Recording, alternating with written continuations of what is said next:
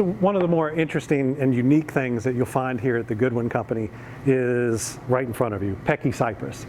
A lot of people know what Pecky Cypress is. They've seen it before. Think about your local seafood restaurant, maybe. Pecky Cypress comes from bald cypress trees. Bald cypress is Taxodium distichum, and they're quite long-lived trees, living to be 2,000 and 3,000 years old if left alone. Imagine going up the Swanee River here in Florida 150 years ago. You would have seen a fraternity of bald cypress trees on either side of the river, dwarfing everything else around, being 100 feet tall, all of the branching at the top. Those trees were logged extensively 150 years ago, and they would cut them into sections and raft them together and send them downriver to waiting sawmills.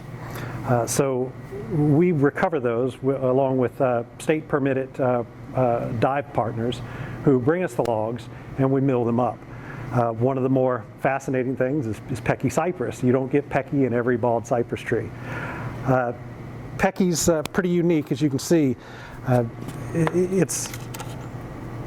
It's full of these elliptical voids.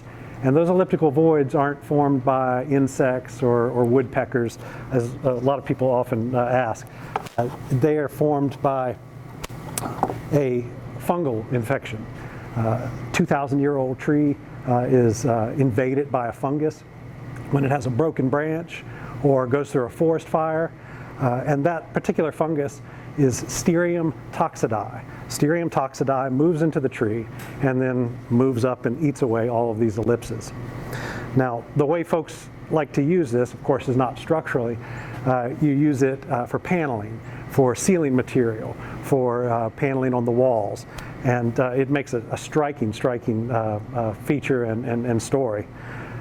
We like to recommend to folks that if you're using Pecky, go ahead and paint that wall that you're putting it on brown, or paint that ceiling black, so that when you apply the Pecky and you have parts that are see-through, then your eye isn't distracted from that.